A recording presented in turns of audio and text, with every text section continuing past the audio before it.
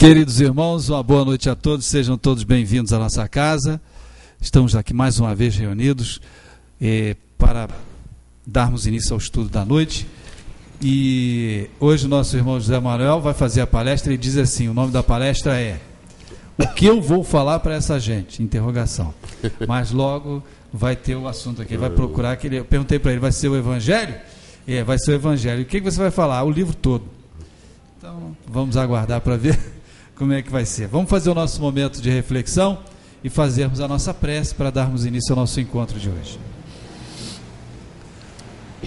Agradecemos, Mestre Jesus, a oportunidade que estamos tendo mais uma vez do encontro, do estudo, do aprendizado, que possamos, na noite de hoje, aprendermos ao máximo os ensinamentos que, sem dúvida, nos serão passados, inspirados pelos espíritos superiores, trabalhadores desta casa, que aqui sempre vêm, que aqui sempre estão a nos auxiliar.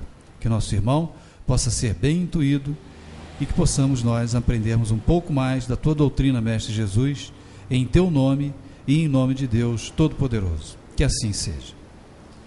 José Manuel. Bom, queridos irmãos, muito boa noite. Nós, como ele perguntou, nós vamos falar sobre o Evangelho. Eu falei, sobre o que do Evangelho? Eu falei sobre ele todo. Então, estou com ele aberto aqui no índice e vou falar sobre ele todo.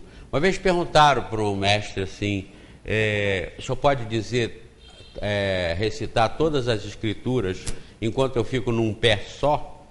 Aí o mestre falou assim, fica num pé só. Aí ele ficou num pezinho só, ele falou assim, ama, pode voltar à posição normal.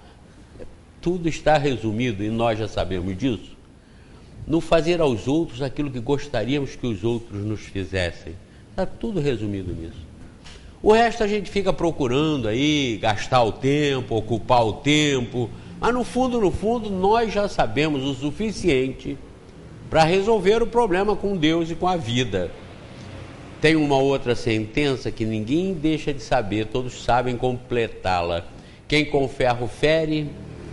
Quem aqui não sabe qual o complemento dessa frase, dessa sentença? Quem com ferro fere, com ferro será ferido. Então, observem que, na essência, nós sabemos já o que temos que saber. O que a gente fica batendo é aquela teoria do reforço. Eu tinha uma pessoa conhecida que mexia com mídia e tal, ele falava que, por que todo mundo bebe Coca-Cola? Não é porque é o melhor refrigerante, é porque é o refrigerante mais batido. Aonde você vai, se pudesse, eles pintavam a lua de vermelho, escreviam Coca-Cola em branco no meio. Não é? Porque onde você vai no meio do mato, para a estrada, na roça, você passa por uma árvore e tem uma tabuleta pregada, Coca-Cola. Então é a teoria do reforço. Você não bebe porque é o melhor refrigerante. Guaraná é melhor que Coca-Cola. Mas Coca-Cola é aquela que está no mundo inteiro com a propaganda maciça. Aparece os atletas jogando não sei o que, está lá na árvore, está lá no fundo do campo, Coca-Cola. Então, teoria do reforço.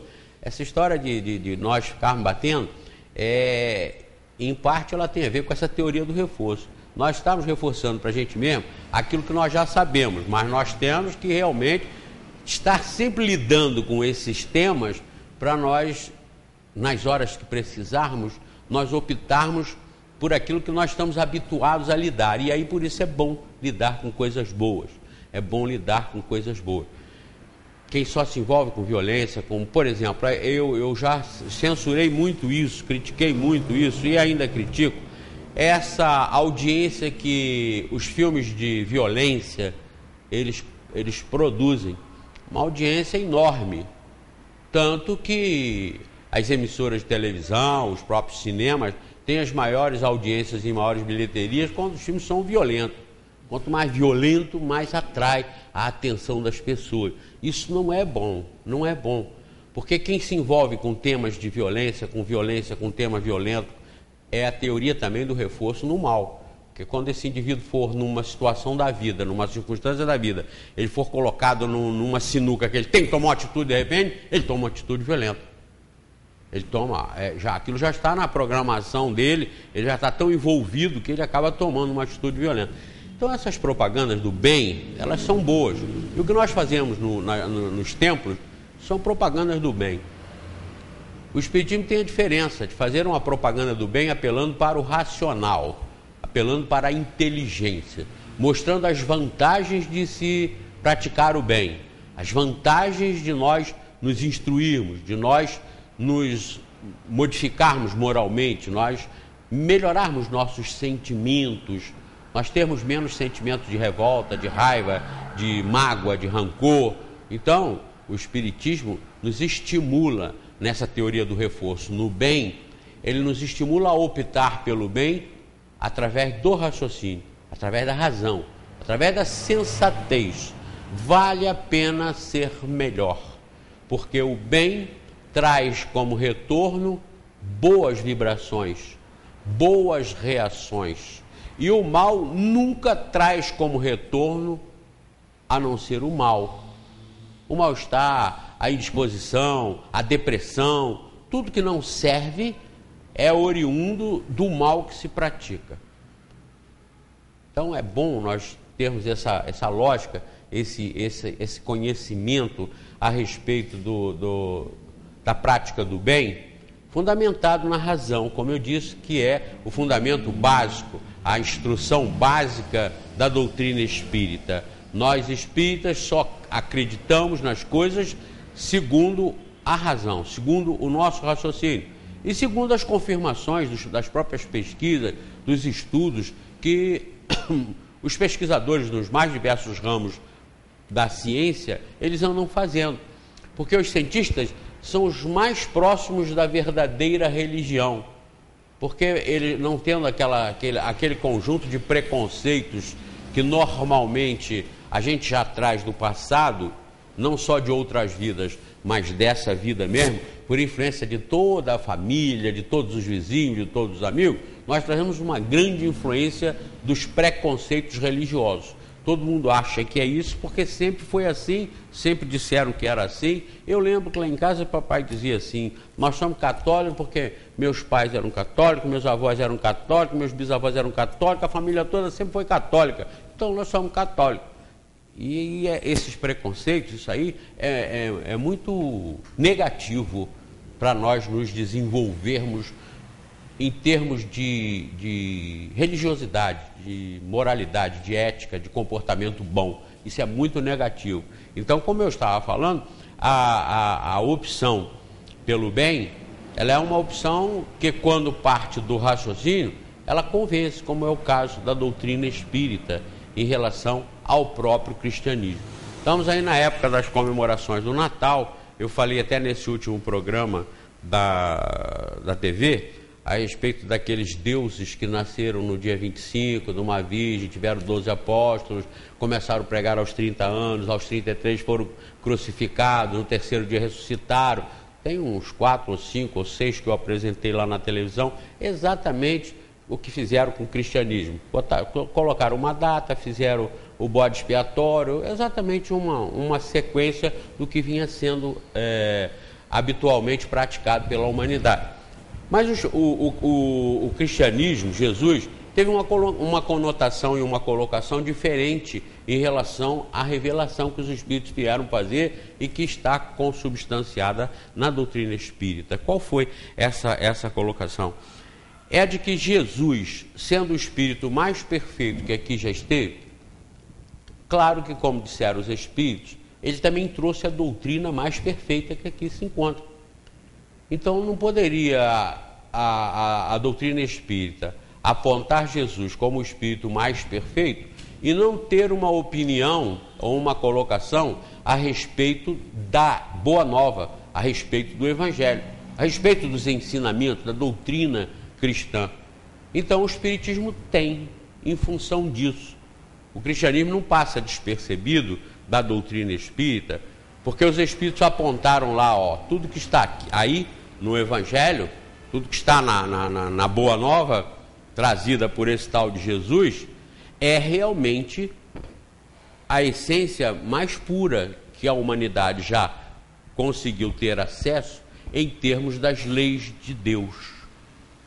Desmistificou, claro, Jesus como Salvador, não é Salvador coisa nenhuma, o mestre, o maior, o mais importante, o professor mais graduado que a Terra já recebeu. Logo, os ensinamentos por ele veiculados, que não são ensinamentos deles, mas são ensinamentos a respeito das regras de Deus, das regras do universo, esses ensinamentos articulados e trazidos através de Jesus, eles constituem a mesma moral que o Espiritismo trouxe e que está no Livro dos Espíritos. Quem é espírita tem no Livro dos Espíritos princípio, meio e fim. Aqui está, nas leis morais, uma síntese e uma concentração de instruções éticas e de comportamento moral que resolvem isso que está aqui, resolvem o Evangelho. Mas os Espíritos desenvolveram o Evangelho segundo o Espiritismo por ser a doutrina trazida pelo Espírito mais perfeito que aqui já esteve, e porque aqui eles trouxeram aqui nas leis morais, não poderia jamais conflitar com essa. Se essa foi do Espírito perfeito, trazida pelo Espírito perfeito, essa aqui, trazida pelos Espíritos perfeitos também, pelos Espíritos da verdade, não poderia nunca contrariar essa.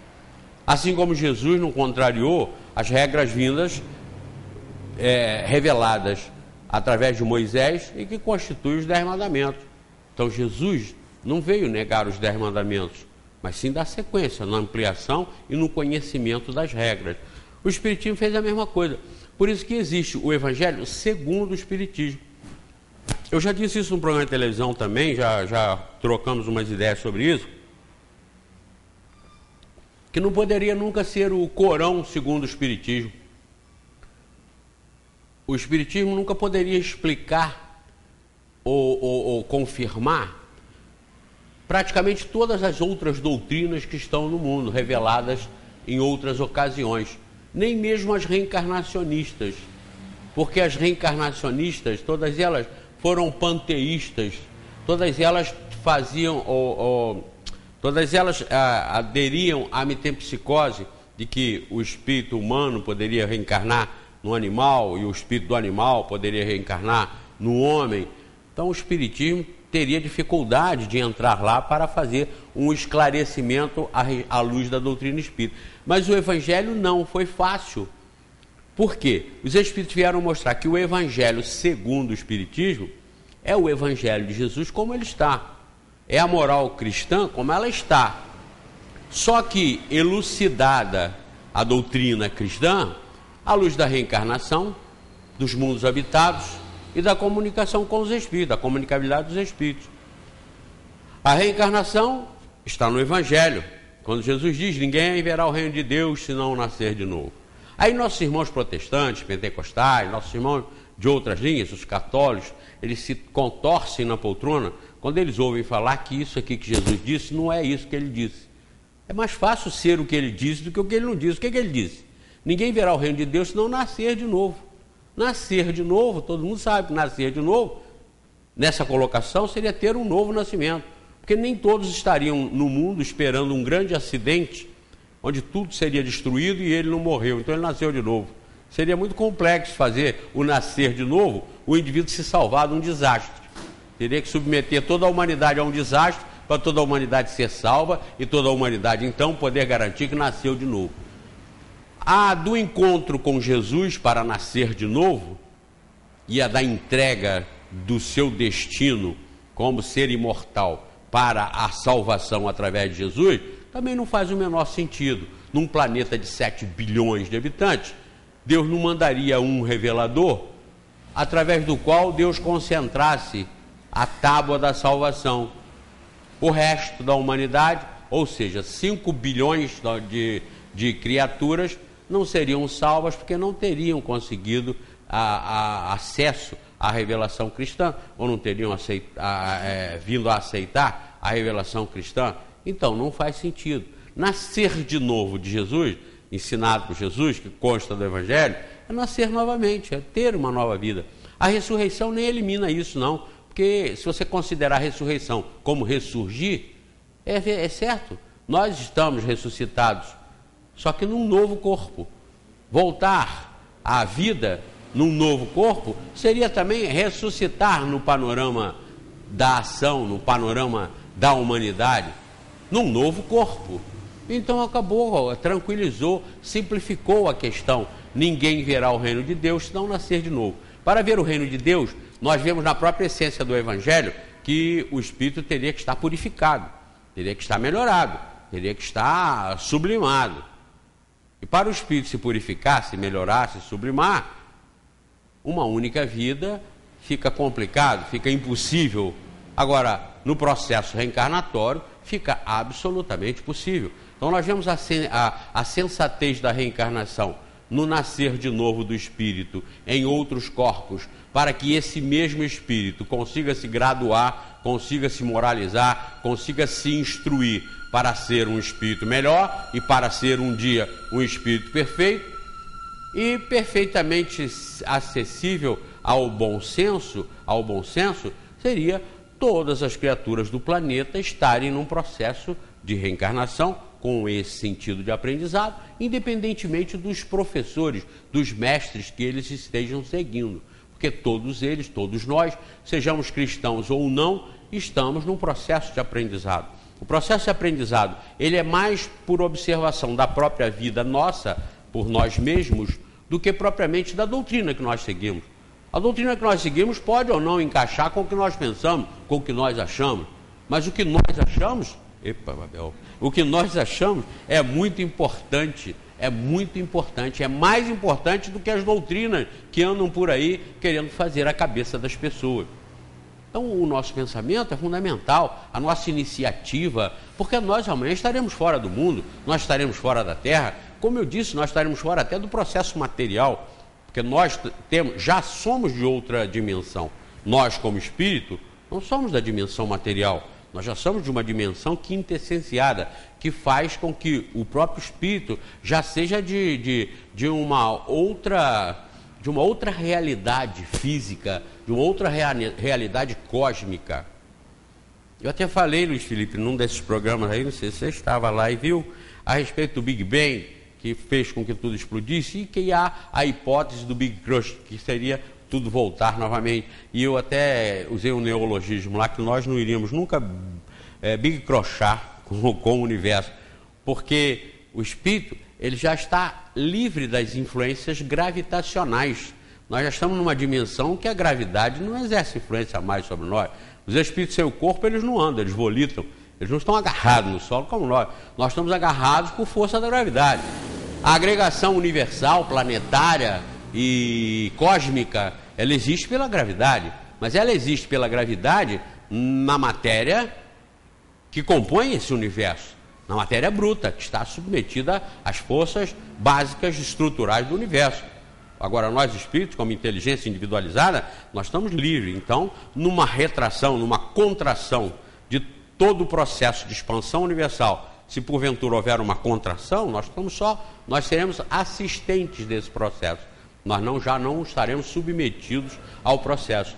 Não esquecendo que lá na 540 do Livro dos Espíritos está lá que do átomo ao arcanjo tudo se encadeia. Por quê? O arcanjo principiou lá pelo átomo. Claro, nós passamos pelo processo. Nós estamos no processo evolutivo, advindos e vindos lá da matéria elementar, da molécula elementar.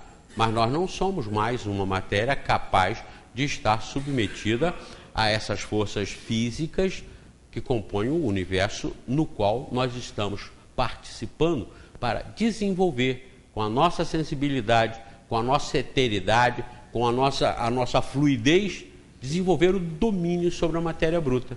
Porque é a matéria bruta que nos atrai ainda, porque nós somos oriundos dela e nós estamos muito mais perto dela do que da espiritualidade, do que do etéreo. Nós estamos mais agarrados ao bruto do que ao volátil. Então o bruto nos atrai mais. É aquilo que eu sempre lembro aqui, Toninho. É o cheiro do frango assado, o cheiro do churrasco. Ele atrai mais a nós mortais comuns do que o perfume da rosa. Tem aqui um buquê de rosa com um perfume maravilhoso. Mas se entrar pelaquela janela ali, pela veneziana ali, um perfume de churrasco que estão fazendo ali no apartamento do lado, o churrasco atrai muito mais, muito mais. E muita gente atrás do churrasco já pensa em outras coisas, uma bebidazinha, um negocinho, um negócio quente. Aí é o nosso apego ainda à matéria. É o nosso apego à matéria. Por isso que as nossas tendências aqui no planeta Terra, que é um planeta primário ainda, as nossas tendências são mais para cá do que para lá. Mas nós, sabendo disso, por uma doutrina como essa, nós sabendo disso, nós temos que vencer essas atrações. E vejam que se vencermos essas atrações da matéria, nós nos capacitamos a sair daqui e a irmos para mundos melhores. Nós não queremos o bem, nós não queremos a alegria, nós não queremos a felicidade? Queremos. Pois bem, essa doutrina está nos mostrando que a alegria, o bem e a felicidade, nós só conquistaremos à medida que nós formos nos desapegando da matéria bruta. Porque é justamente a matéria bruta que nos causa todos os problemas quando nós nos apaixonamos por ela, ou quando nós não conseguimos deixá-la para trás.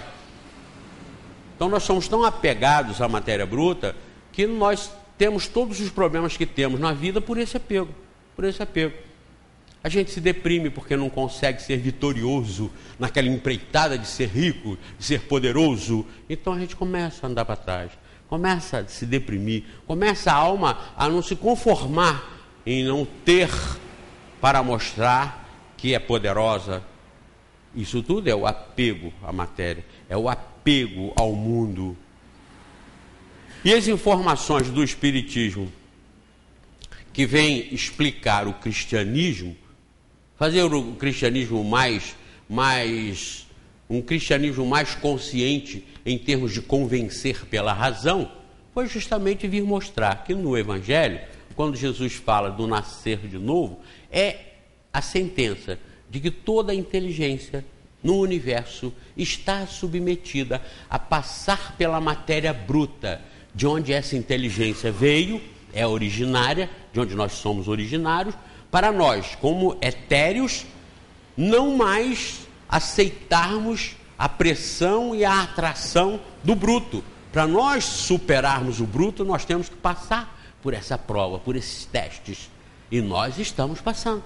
Em cada encarnação, não viemos reencarnar para sofrer, nós viemos reencarnar para treinar o nosso ser inteligente, intelectual, sensorial, a vencer todas as paixões que são oriundas da atração física, material, das belezas, da riqueza, do poder, da fama, do dinheiro principalmente, que fazem a gerência do planeta. Os Espíritos vieram mostrar que essa doutrina trazida por Jesus é uma doutrina que não contraria a doutrina que está no Livro dos Espíritos. Aqui, no Livro dos Espíritos, aqui no Evangelho, aqui no Livro dos Espíritos. Então a moral, as leis morais trazidas pelos Espíritos e que está aqui no Livro dos Espíritos, elas não contrariam em nada a moral cristã. Não contrariam. Pelo contrário, elas pinçam a essência da moral cristã e desenvolvem como a própria reencarnação. Ninguém verá o reino de Deus se não nascer de novo. Está aqui escrito. E aqui, ninguém atingirá a perfeição senão através do processo da reencarnação. Aqui está escrito, na casa do meu Pai, no Evangelho, há muitas moradas. Onde é a casa do Pai? É o planeta Terra? Claro que não, qualquer um tem que entender que a casa do Pai, a morada de Deus, é o infinito, é o universo.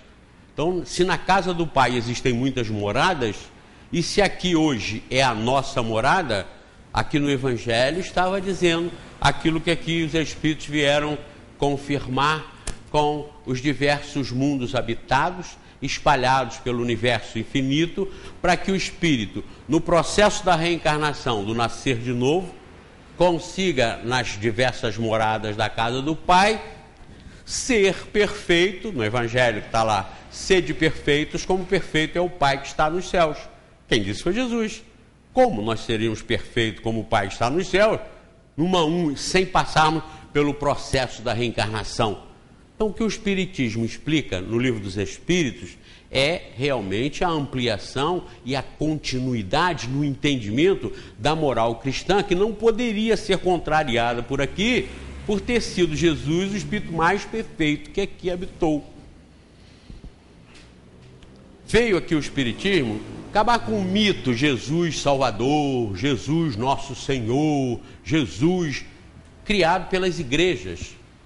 Criado pelas igrejas um Jesus como foi criado pelo movimento espírita o nosso Chico Xavier.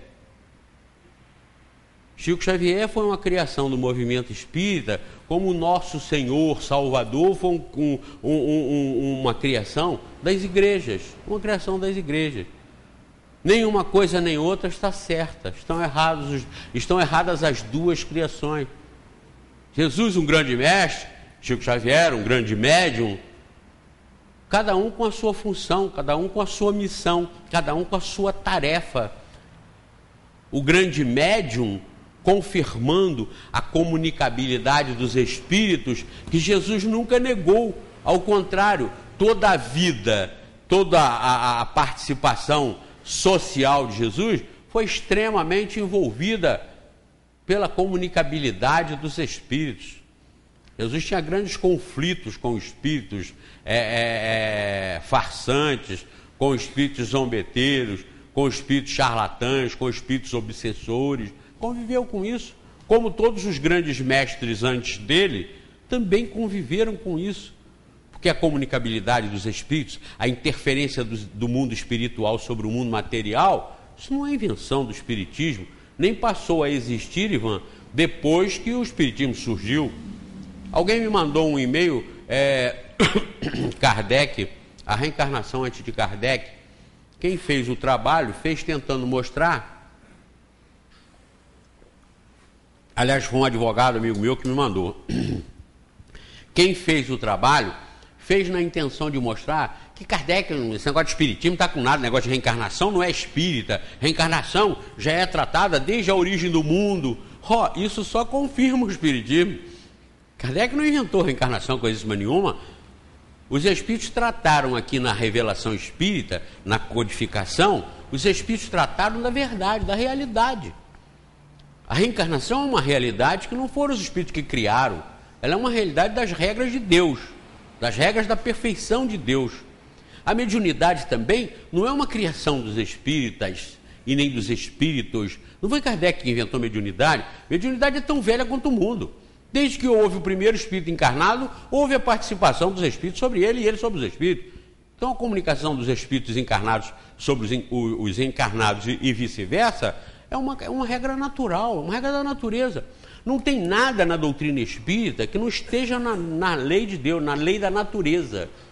Por isso que eu disse no início da reunião que os cientistas desenvolvem mais progresso na direção de Deus do que as religiões predominantes, com certeza absoluta. Por isso que o bom é cientista ser ateu, que o cientista ateu não tem comprometimento com nenhum ramo da fé. Ele é ateu, ele só acredita no que prova, no que pesquisa e descobre. E como os cientistas também não fazem os fenômenos, eles descobrem os fenômenos, quanto mais eles avançam, mais eles interagem e eles decodificam para a gente o conhecimento de Deus, conhecimento das leis da natureza. Tem um filósofo que a Ana Maria Braga citou esses dias no programa dela, na abertura do programa, que disse o seguinte: quem vive de acordo com as leis da natureza jamais fica pobre. E quem vive de acordo com a opinião dos outros jamais fica rico. É uma coisa certa. O que os cientistas fazem e os espíritos vieram fazer, os cientistas no campo da filosofia, da ciência, da fé, e a ciência no campo das descobertas, o que eles vieram, o que essa turma toda faz, é conhecer Deus através das suas manifestações via leis naturais. Leis naturais. Ninguém pode contrariar as regras da natureza, porque essas são as regras perfeitas, essas são as regras certas, essas são as regras do Criador.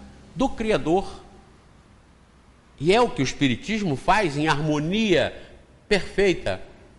A ciência respondendo, confirmando os questionamentos da filosofia e harmonizando com a ética, com o bom comportamento, para que nós saibamos lidar e conviver com essas regras e saiamos daqui bem, cada vez melhores. A doutrina espírita é muito rica nisso. Como disse lá o nosso irmãozinho, muito consoladora.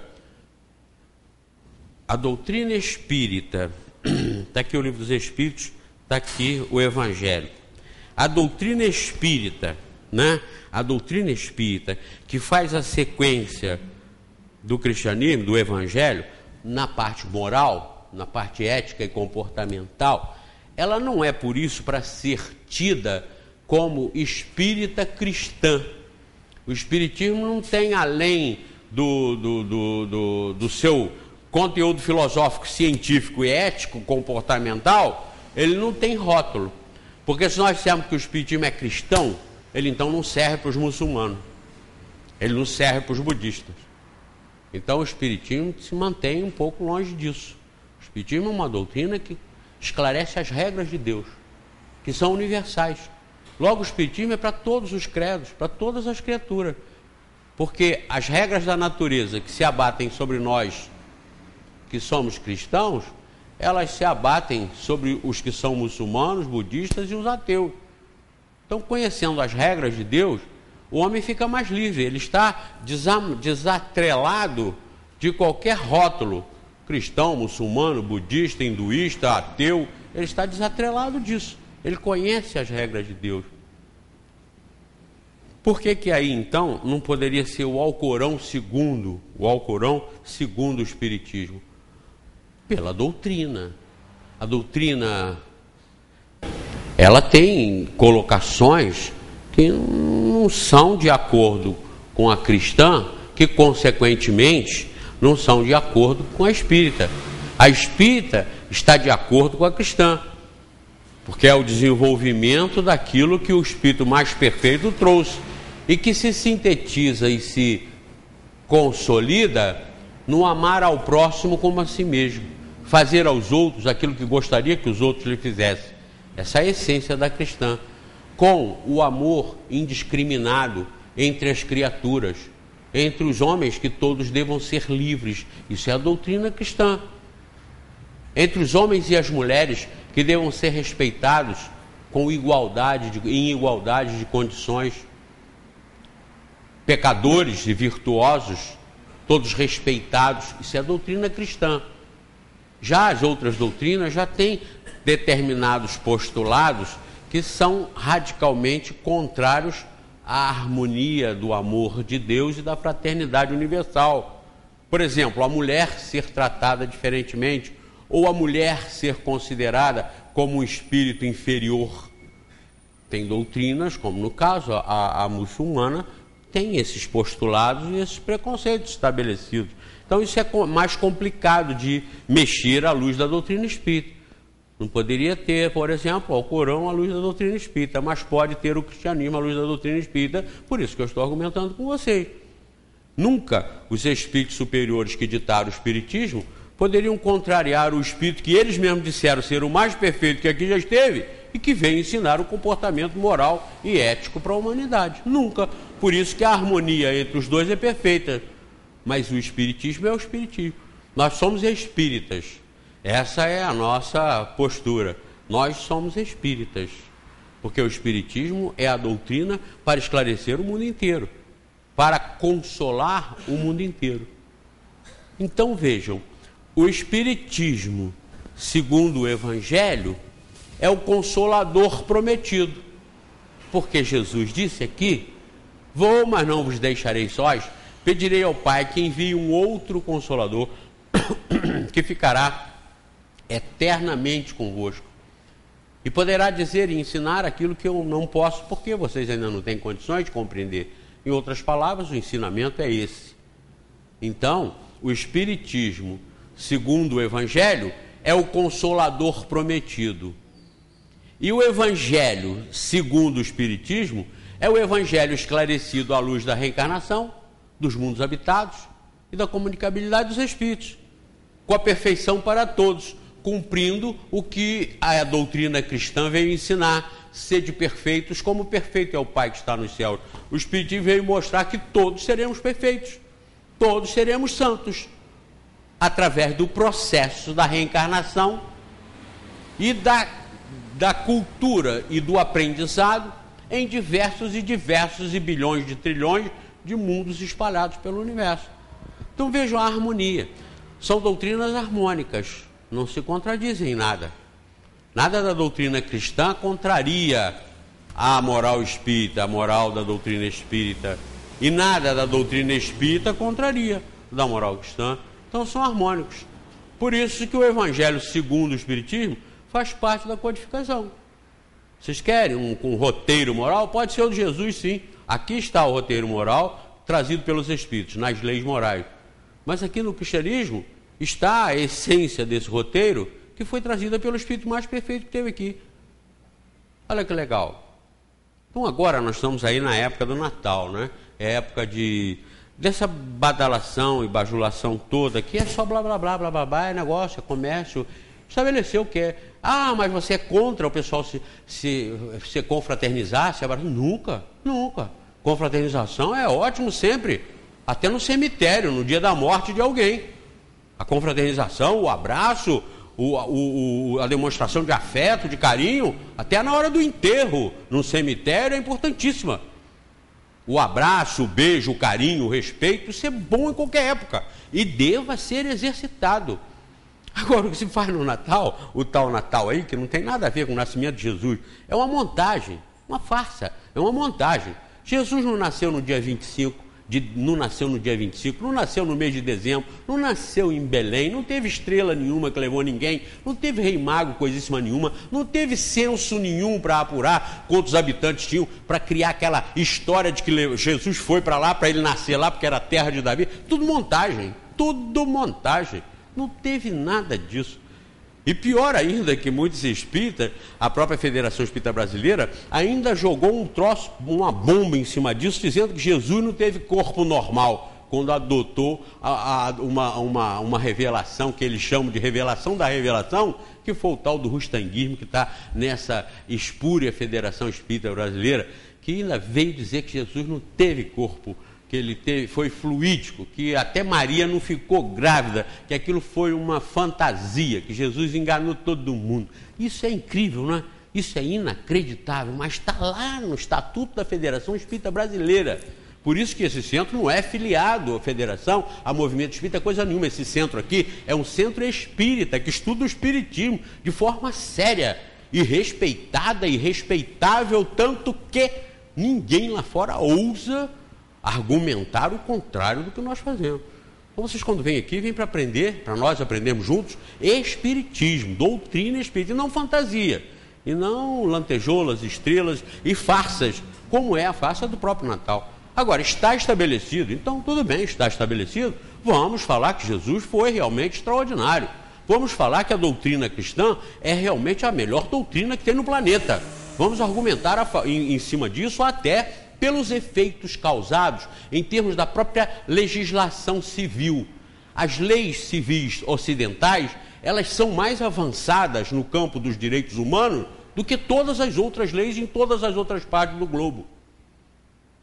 Onde as mulheres, principalmente a diferenciação entre homem e mulher no mundo ocidental, ela é praticamente já nula.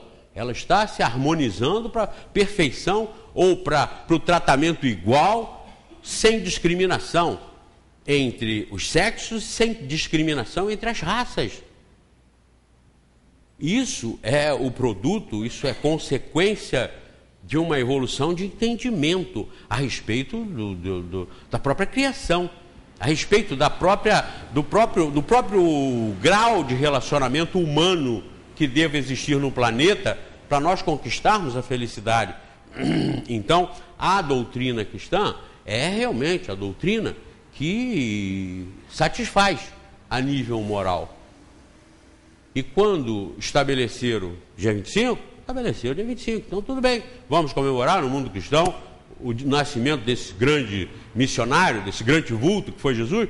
Vamos nos abraçar? Vamos solidarizar? Vamos soltar as pessoas que estavam escravizadas? Vamos, isso tudo é muito bom.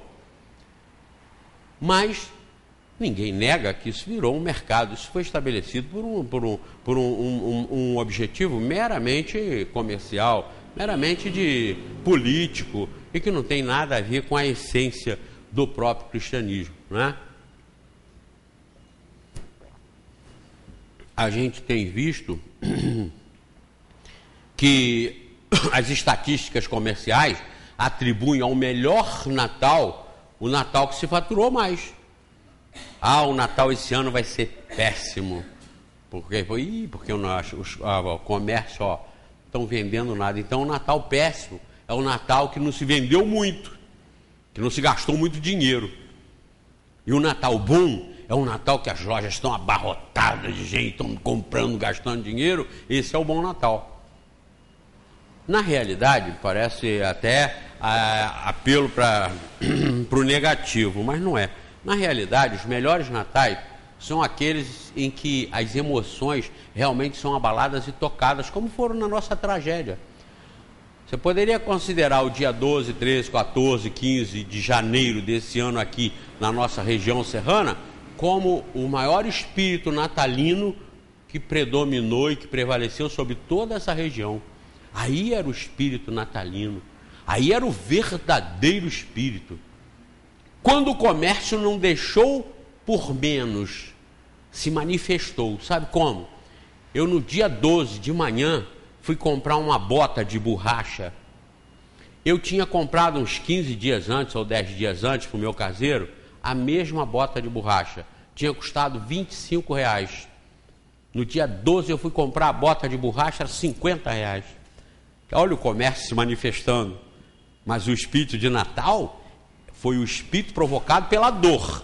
Aquele era o espírito natalino, o da fraternidade. Você descia por aqui, por onde você descia, gente ajudando gente, gente sendo solidária com gente, gente orando por gente.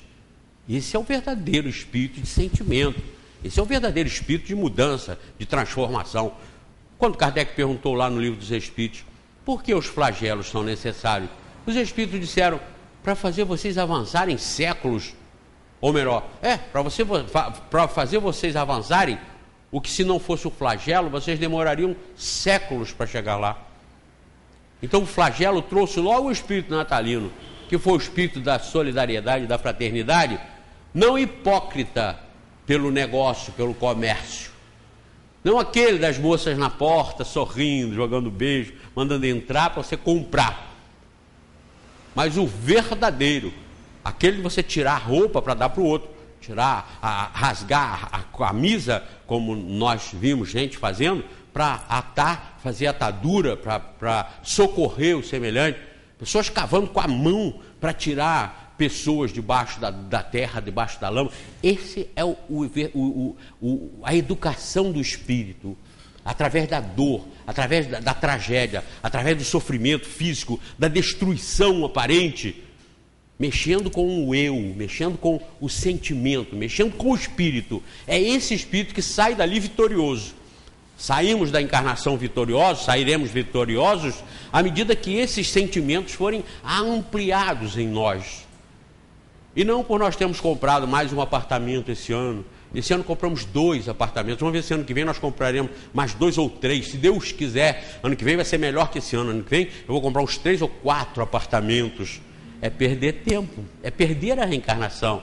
É não ser tocado pelo espírito da mexida no coração, da mexida na alma. Sejamos pobres, continuemos pobres, mas felizes, honrados, cumprindo com os anseios da nossa consciência renovada, da nossa consciência modificada, melhorada. É isso que nós temos que fazer. E não é fazer para os outros nos verem. Oh, como ele está bem, oh, como ele está bem vestido, oh, como ele está com um carro bonito, oh, como ele agora foi homenageado na Câmara, foi homenageado. Oh, isso é bobagem, isso é bobagem. O pessoal que está envolvido nisso está perdendo tempo, está perdendo a vida. Está perdendo a vida. Está perdendo a vida, a oportunidade. Não vai ser destruído por isso. Não vai estar tudo perdido por isso. Mas atentem para isso. Estão perdendo a oportunidade. Como é que você está com você mesmo? Como é que você está com as pessoas que dependem de você ou que estão sempre em relacionamento com você? Como é que você está com isso tudo? Você está bem? Ótimo, é isso que você precisa. Tem pessoas hoje sofrendo porque querem comprar mais sapatos, porque querem comprar mais automóveis, porque querem comprar mais enfeites para casa, porque querem pintar a fachada, querem isso, querem aquilo. Não é isso que traz a felicidade, não. E na hora de passar o Natal na casa da sogra? Quanta confusão isso dá, quanta confusão, né? Não, esse ano vai ser na casa da mamãe. Aí ela fala, ano passado nós já passamos lá. Não, mas passou depois. Não, esse ano vai ser lá na casa da mamãe. Aí o negócio começa a pegar. E aí vai ter que dar para um lado ou para o outro. Ou às vezes chega a conclusão, não vai ser em lugar nenhum, pronto, não vai ter mais nada, acabou. E as criancinhas ficam ali, coitadinhas, sofrendo, meu Deus, eu não vou para casa de vovó. Porque... E às vezes o pai até ainda bota a criancinha numa sinuca. Aonde você quer passar o Natal? Na casa de qual avó? Aí as criancinhas ainda são chamadas para participar dessa desgraça. E racha tudo, estraga tudo, complica tudo, não é? E quando acabam indo para uma das casas, chega lá, vai todo mundo se confraternizar. Os cunhados de cá às vezes não vão com a cara das cunhadas de lá.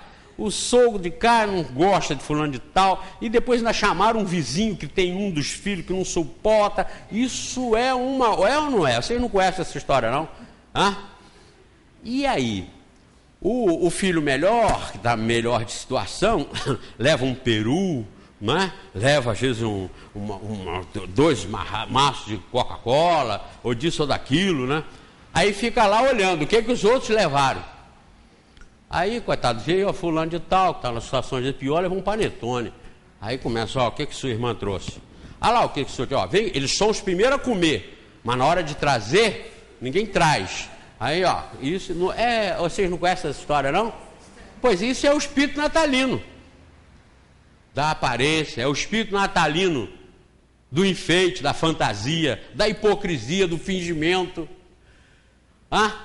Agora, depois da tragédia, não é não. Depois da tragédia não é fingimento. É de coração, é sério. É amor mesmo.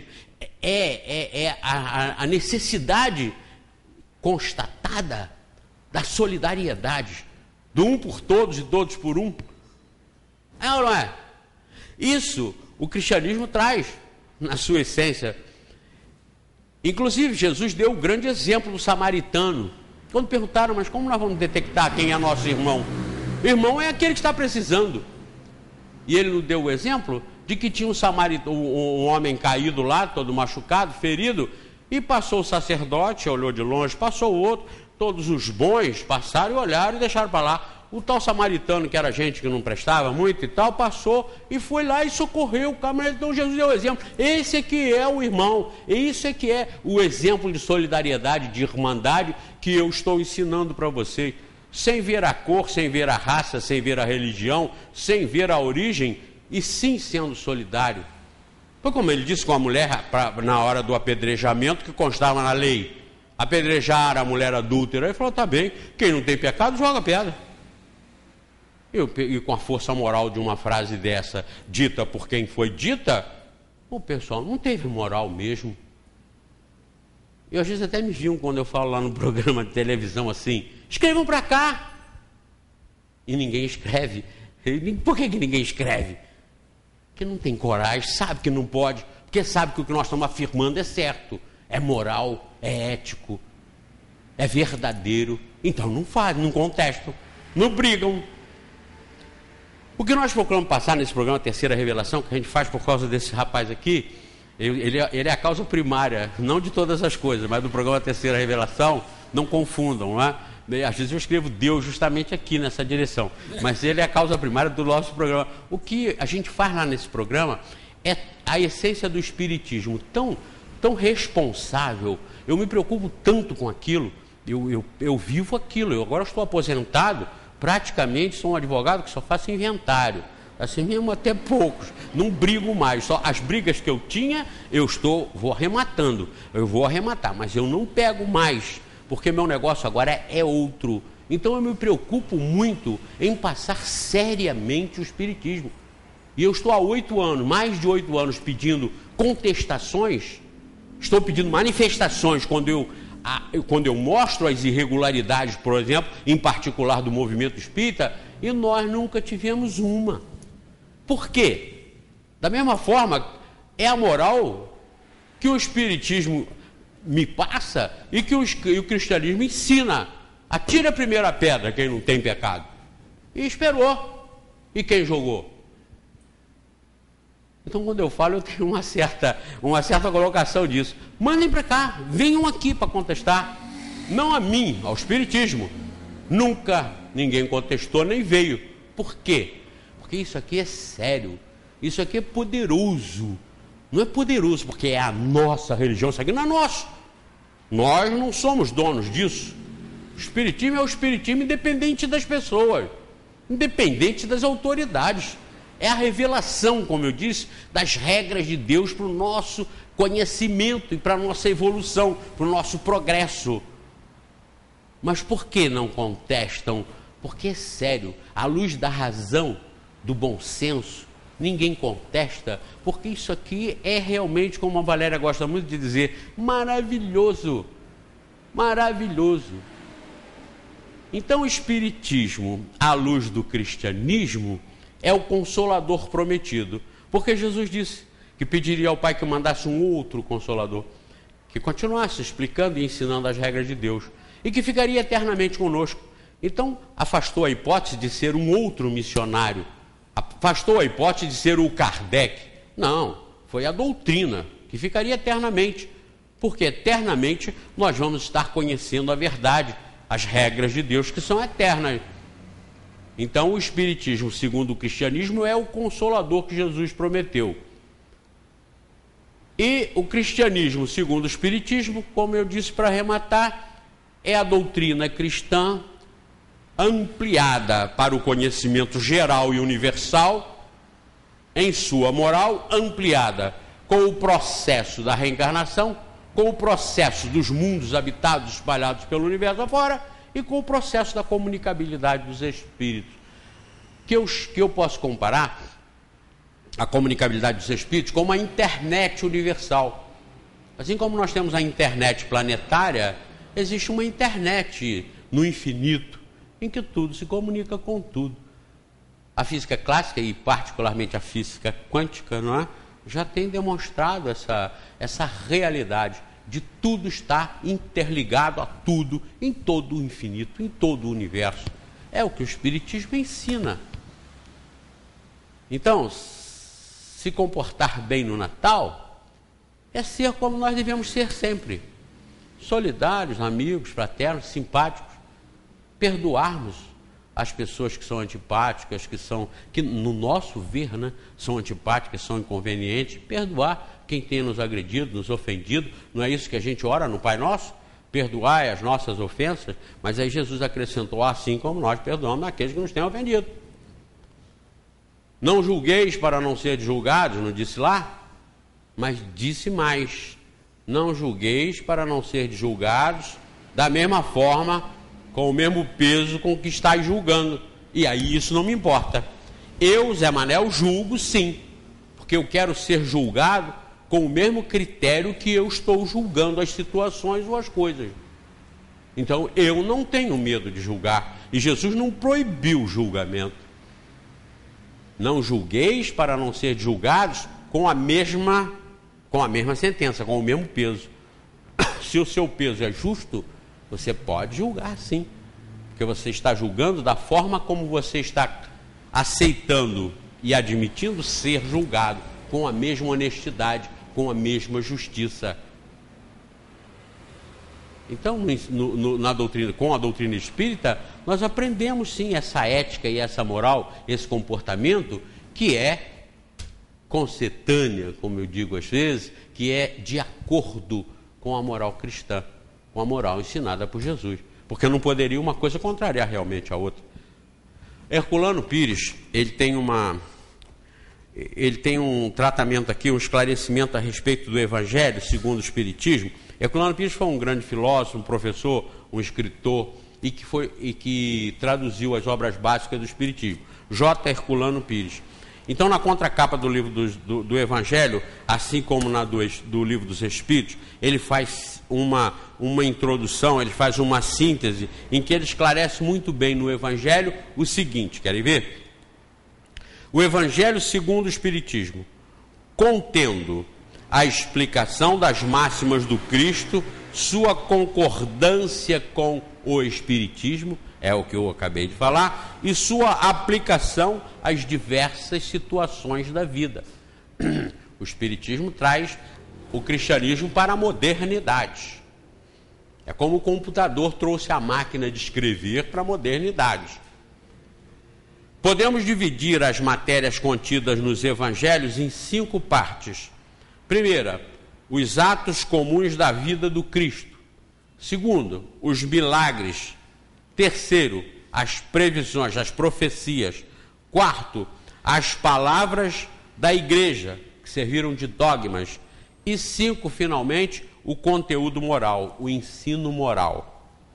E aí ele esclarece: se as 4 primeiras partes têm sido objeto de discussões, a última, que é o ensino moral, pertence inatacável. Diante desse código divino, a própria incredulidade se curva. É o terreno, o do ensino moral, em que todos podem abrigar-se, por mais diferentes que sejam as suas crenças. Se o ensino moral fosse discutido, as religiões teriam, aliás, encontrado nele a sua própria condenação, porque a maioria delas se apegaram mais à parte mística do que à parte moral, que exige a reforma de cada um. Para os homens, em particular, é uma regra de conduta que abrange todas as circunstâncias da vida privada e pública. O princípio de todas as relações fundadas na mais rigorosa justiça. Dessa forma, foram reunidos nesta obra, no Evangelho segundo o Espiritismo, os trechos que podem constituir, propriamente falando, um código de moral universal, sem distinção de culto. Vejam que o Herculano está chamando a atenção para isso também. O Espiritismo não é para os cristãos, o Espiritismo é para o universo, é para o planeta, é para toda a humanidade. Para encerrar, quero que entendam que o cristianismo, segundo o Espiritismo, é a base fundamental de toda essa ética e essa moral que está esclarecida aqui no Livro dos Espíritos. Um não poderia contrariar o outro, porque se esse foi o mais perfeito que teve aqui, Jesus, os outros que vieram ampliar não poderiam contestar, somente esclarecer e ampliar, como Jesus veio esclarecer e ampliar os 10 mandamentos que constituem a estrutura básica dessa construção evolutiva que vem desde o amar a Deus sobre todas as coisas até o reencarnar, o ser imortal, o mundo dos habitados e a perfeição para todos.